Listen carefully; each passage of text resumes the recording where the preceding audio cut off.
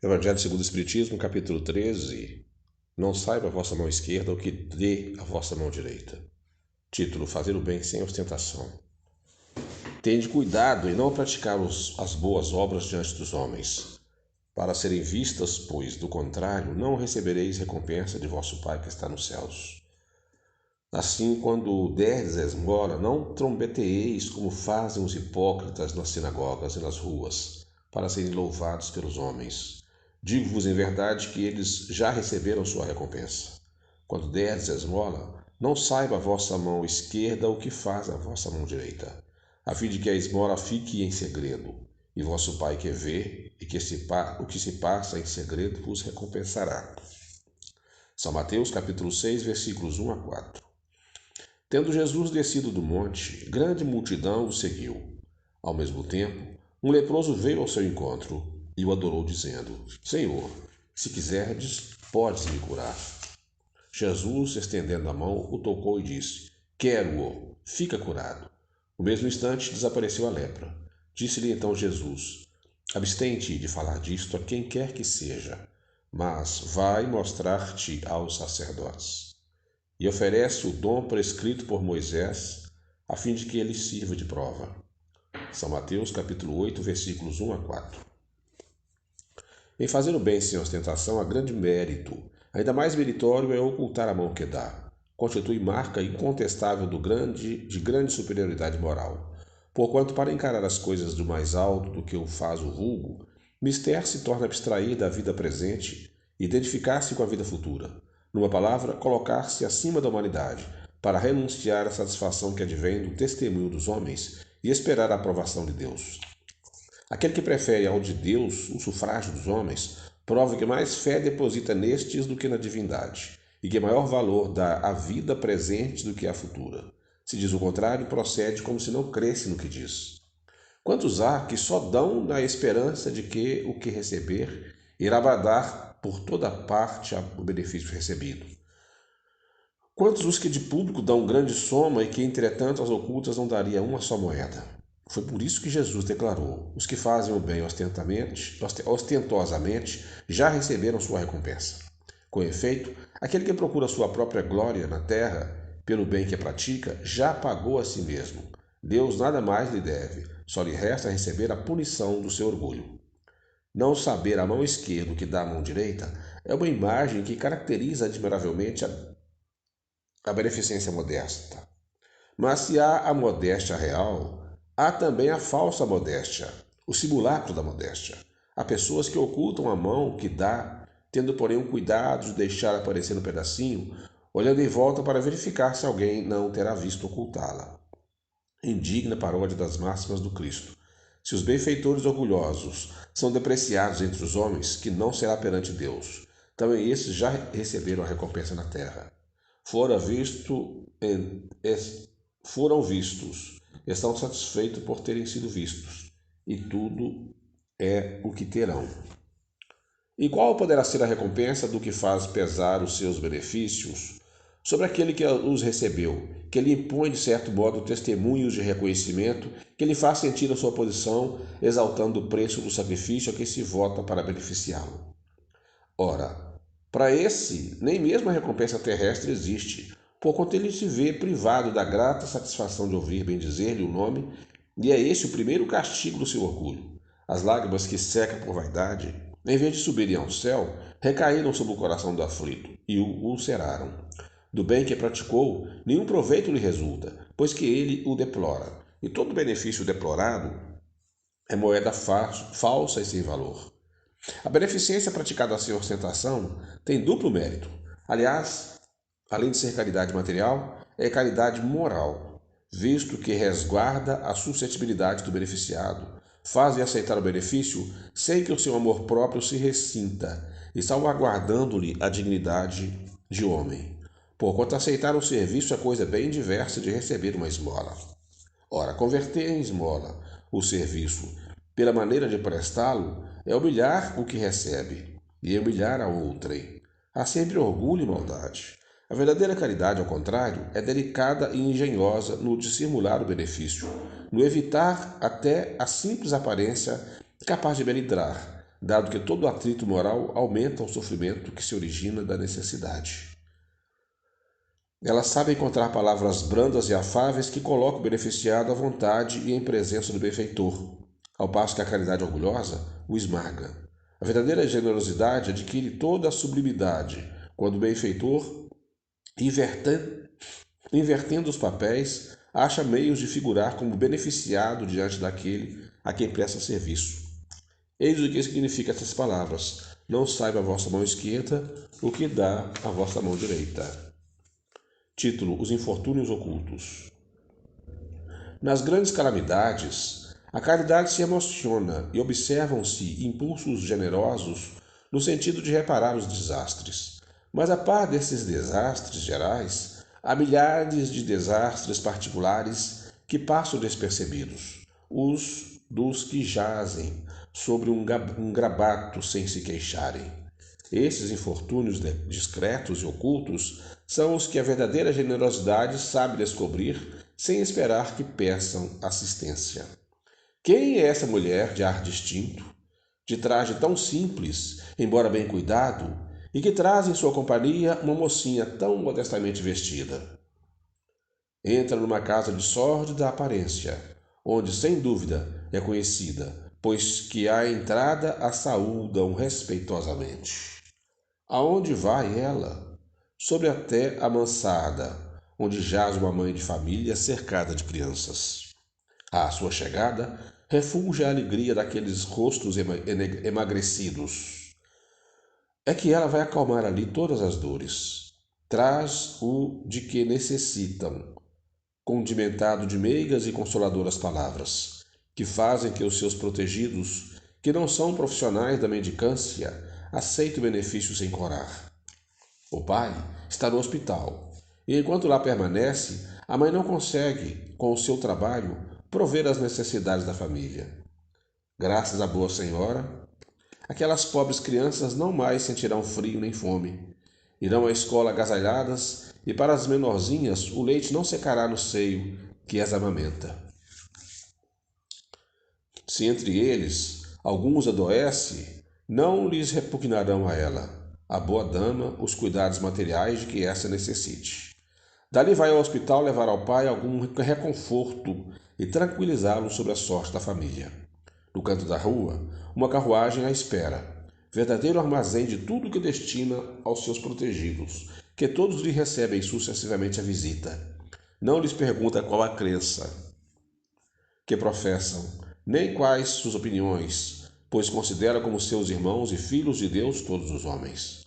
Terminado o seu giro, diz de si para consigo: comecei bem meu dia. Qual o seu nome? Onde mora? Ninguém o sabe. Para os infelizes, é um nome que nada indica, mas é o anjo da consolação. À noite, um concerto de bênçãos se eleva ao seu favor ao Pai Celestial. Católicos, judeus, protestantes, todos a bendizem. Por que tão singelo traje? Para não insultar a miséria com seu luxo. Por que se faz acompanhar da filha? Para que aprenda como se deve praticar a beneficência. A mocinha também quer fazer a caridade. A mãe, porém, lhe diz: que podes dar, minha filha, quando nada tens de teu? Se eu te passar à mão alguma coisa para que dês a outrem, qual será o seu mérito? Nesse caso, em realidade, serei eu quem faz a caridade. Que merecimento terias nisso? Não é justo. Quando visitamos doentes, tu me ajudas a tratá-los. Ora, dispensar cuidado é dar alguma coisa. Não te parece bastante isso? Nada mais simples. Aprende a fazer obras úteis e confeccionarás roupas para essas criancinhas. Desse modo, darás alguma coisa que vem de ti. É assim que aquela mãe, verdadeiramente cristã, prepara a filha para a prática das virtudes que o Cristo ensinou. É espírita ela? Que importa? Em casa é a mulher do mundo, porque a sua posição o exige. Ignoram, porém, o que faz, porque ela não deseja outra aprovação além da de Deus e da sua consciência. Certo dia, no entanto, imprevista circunstância leva à casa uma de suas protegidas, que andava a vender trabalhos executados por suas mãos. Esta última, ao vê-la, reconheceu nela sua benfeitora. Silêncio, ordena-lhe a senhora. Não digas a ninguém. Falava assim Jesus. Título: O óbolo da viúva. Estando Jesus sentado defronte do gasofilácio, a observar de que modo o povo lançava ali o dinheiro, viu que muitas pessoas ricas o deitavam em abundância. Nisso veio também uma pobre mulher, que apenas deitou 2 pequenas moedas de valor, de 10 centavos, cada uma. Chamando então seus discípulos, disse-lhes: Em verdade vos digo, que esta pobre viúva deu muito mais do que todos os que antes puseram suas dádivas no gasofilácio. Por isso que todos os outros deram do que lhe abunda, ao passo que ela deu do que lhe falta, deu mesmo do que tinha para seu sustento. São Marcos capítulo 12, versículos 41 a 44. São Lucas capítulo 21, versículos 1 a 4. Muita gente deplora não poder fazer todo o bem que desejara, mas falta de recurso suficiente e se desejam possuir riqueza dizem, para lhes dar boa aplicação. É sem dúvida louvável a intenção e pode até ser sincera em alguns. Dar-se-á contudo seja completamente desinteressada em todos? Não haverá quem, desejando fazer bem aos outros, muito estimaria poder começar por fazer o bem a si próprio, por proporcionar a si mesmo algum gozo, mas para usufruir de um pouco do supérfluo que lhe falta, pronto a dar aos pobres o resto?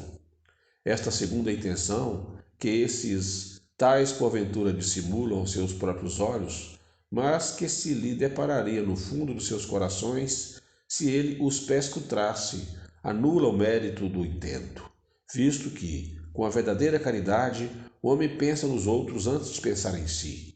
O ponto sublimado da caridade, nesse caso, estaria em procurar ele no seu trabalho, pelo emprego de suas forças, de sua inteligência, de seu talento, os recursos de que carece para realizar seus generosos propósitos. Haveria nisso o sacrifício que mais agrada ao Senhor. Infelizmente, a maioria vive a sonhar com os meios de mais facilmente se enriquecer, de súbito e sem esforço, correndo atrás de quimeras, quais a descoberta de tesouros de uma favorável ensancha aleatória, do recebimento de inesperada herança, etc.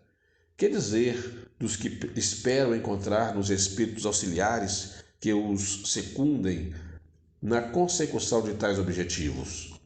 Certamente não conhecem nem compreendem a sagrada finalidade do Espiritismo e ainda menos a missão dos espíritos a quem Deus permite se comuniquem com os homens. Daí vem os serem punidos pelas decepções.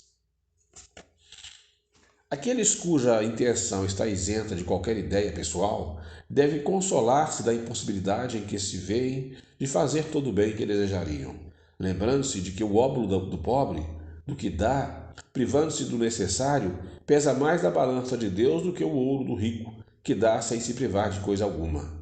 Grande seria realmente a satisfação do primeiro, se pudesse socorrer em larga escala a indigência. Mas se essa satisfação lhe é negada, submeta-se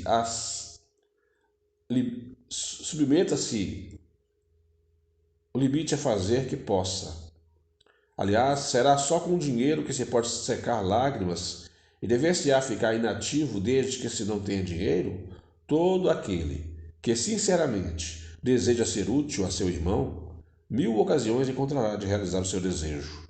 Procure-as e elas se lhe depararão. Se não for de um modo, será de outro, porque ninguém há que no pleno gozo de suas faculdades não possa prestar um serviço qualquer, prodigalizar um consolo, minorar o sofrimento físico ou moral, fazer um esforço útil. Não dispõem todos à falta de dinheiro do seu trabalho, do seu tempo, do seu repouso, para de tudo isso dar uma parte ao próximo? Também aí está a dádiva do pobre, o óbolo da viúva. Título: Convidar os pobres e os estropiados. Dar sem retribuição. Disse também àquele que o convidara: Quando derdes um jantar ou uma ceia, não convideis nem os vossos amigos, nem os vossos irmãos, nem os vossos parentes, nem os vossos vizinhos que forem ricos, para que em seguida não vos convidem a seu turno, e assim retribuam o que de vós receberam. Quando derdes um festim, convidai para ele os pobres e os estropiados, os coxos e os cegos, e sereis ditosos por não terem eles meios de vou-lo retribuir, pois isso será retribuído na ressurreição dos justos. Um dos que se achavam à mesa, ouvindo essa palavra, disse-lhe: Feliz do que comer do pão do reino de Deus. São Lucas, capítulo 14, versículos 12 a 15. Quando derdes o festim, disse Jesus, não convideis para ele os vossos amigos, mas os pobres e os estropiados. Estas palavras absurdas, se tomadas ao pé da letra, são sublimes e lhes buscamos o espírito. Não é possível que Jesus haja pretendido que, em vez de seus amigos, alguém reúna à sua mesa os mendigos da rua. Sua linguagem era quase sempre figurada, e para os homens incapazes de apanhar os delicados matizes do pensamento, precisava servir-se de imagens fortes que produzissem o efeito de um colorido vivo. O âmago do seu pensamento se revela nessa proposição: e sereis ditosos por não terem eles meios de vô-lo retribuir. Quer dizer que não se deve fazer o bem tendo em vista uma retribuição, mas tão só pelo prazer de o praticar. Usando de uma comparação vibrante, disse: Convidai para os vossos festins os pobres, pois sabeis que eles nada vos podem retribuir. Por festins, deveis entender não os repastos propriamente ditos, mas a participação na abundância de que desfrutais. Todavia, aquela advertência também pode ser aplicada em sentido mais literal. Quantos não convidam para suas mesas apenas os que podem, como eles dizem, fazer-lhe honra, ou a seu turno convidá-los? Outros, ao contrário, encontram satisfação em receber os parentes e amigos menos felizes. Ora, quem não os conta entre os seus? Dessa forma, grande serviço às vezes se lhe presta sem que o pareça. Aqueles, sem irem recrutar os cegos e os estropiados, praticam a máxima de Jesus e se o fazem por benevolência, sem ostentação, e sabem dissimular o benefício por meio de uma sincera cordialidade. Instruções dos Espíritos. Título: A caridade material e a caridade espiritual. Amemo-nos uns aos outros e façamos aos outros o que quereríamos nos fizessem eles. Toda religião, toda moral se acham encerradas nesses dois preceitos. Se fossem observados nesse mundo, todos seriam felizes. Não mais aí ódios, nem ressentimentos. Direi ainda, não mais pobreza, porquanto do supérfluo da mesa de cada rico, muitos pobres se alimentariam. E não mais veríeis, nos quarteirões sombrios, onde habitei durante a minha última encarnação, pobres mulheres arrastando consigo miseráveis crianças a quem tudo faltava. Ricos, pensai nisso um pouco. Auxiliai os infelizes o melhor que puderdes. Dai para que Deus um dia vos retribua o bem que houverdes feito, para que tenhais, ao sairdes do vosso invólucro terreno, um cortejo de espíritos agradecidos a receber-vos no limiar de um mundo mais ditoso. Se pudesseis saber da alegria que experimentei ao encontrar no além aqueles a quem na minha última existência me fora dado servir, amai, portanto, o vosso próximo. Amai-o como a vós mesmos, pois já sabeis agora que, repelindo um desgraçado, estareis, quiçá, afastando de vós um irmão, um pai, um amigo vosso de outrora. Se assim for, de que desespero não vos sentireis presa, ao reconhecê-lo no mundo dos espíritos?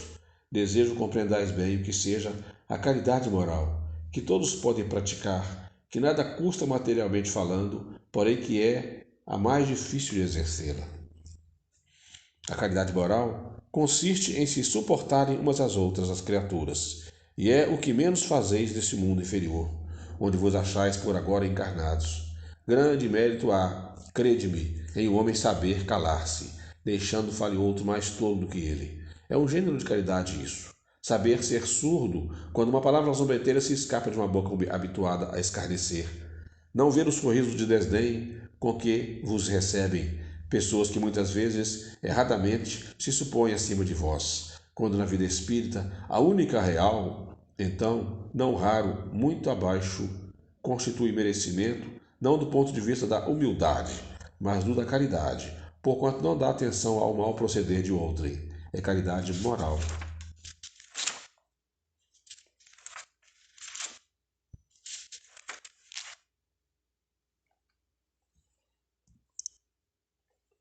Essa caridade, no entanto, não deve obstar a outra. Tende, porém, cuidado principalmente em não tratar com desprezo o vosso semelhante. Lembrai-vos de tudo que já vos tenho dito. Tende presente sempre que repelindo um pobre, também repelais o espírito que vos foi caro, e que no momento se encontra em posição inferior à vossa. Encontrei aqui um dos pobres da terra, a quem por felicidade eu puder auxiliar algumas vezes, e ao qual a seu turno tenho agora de implorar auxílio. Lembrai-vos de que Jesus disse que todos somos irmãos, e pensai sempre nisso, antes de repelirdes o leproso ou o mendigo.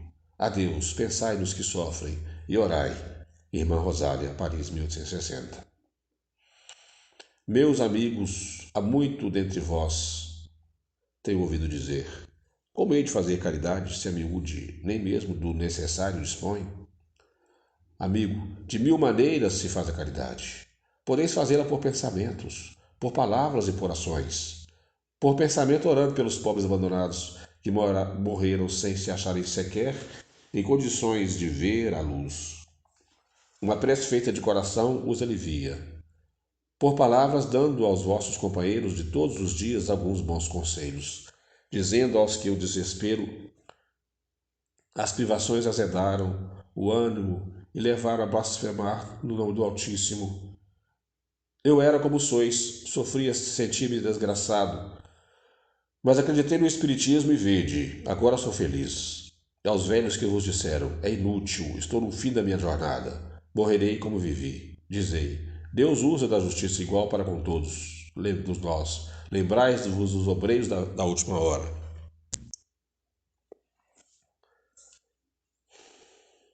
As crianças já viciadas pelas companhias de que se cercam e que vão pelo mundo prestes a sucumbir às más tendências, dizei, Deus vos vê, meus caros pequenos, e não vos canseis de nos repetir essas brandas palavras. Elas acabarão por germinar as inteligências infantis, e em vez de vagabundos fareis deles homens. Também isso é caridade. Dizei outros dentre vós, ora, somos tão numerosos na terra que Deus não nos pode ver a todos. Escutai bem isso, meus amigos. Quando estais no cume da montanha, que abrange com o olhar os milhares de grãos de areia que a cobrem, pois bem, do mesmo modo, vós vê Deus. Ele vos deixa usar do vosso livre-arbítrio, como vós deixais que estes grãos de areia se movam ao sabor do vento que os dispersa. Apenas Deus, em sua misericórdia infinita, vos pôs no fundo do coração uma centelha vigilante que se chama consciência. Escutai-a, que somente bons conselhos ela vos dará. Às vezes, consegui entorpecê-la, opondo-lhe o espírito do mal. Ela então se cala. Mas ficai certos de que a pobre escorraçada se fará ouvir, logo que lhe deixardes aperceber-se da sombra do remorso. Ouvi-a, interrogai-a, e com frequência vos achareis consolados com o conselho que dela houverdes recebido. Meus amigos, a cada regimento novo, o general entrega um estandarte. Eu vos dou por divisa esta máxima do Cristo. Amai-vos uns aos outros. Observai esse preceito. Reuni-vos todos em torno dessa bandeira e tereis ventura e consolação. O Espírito Protetor, Leão, 1860.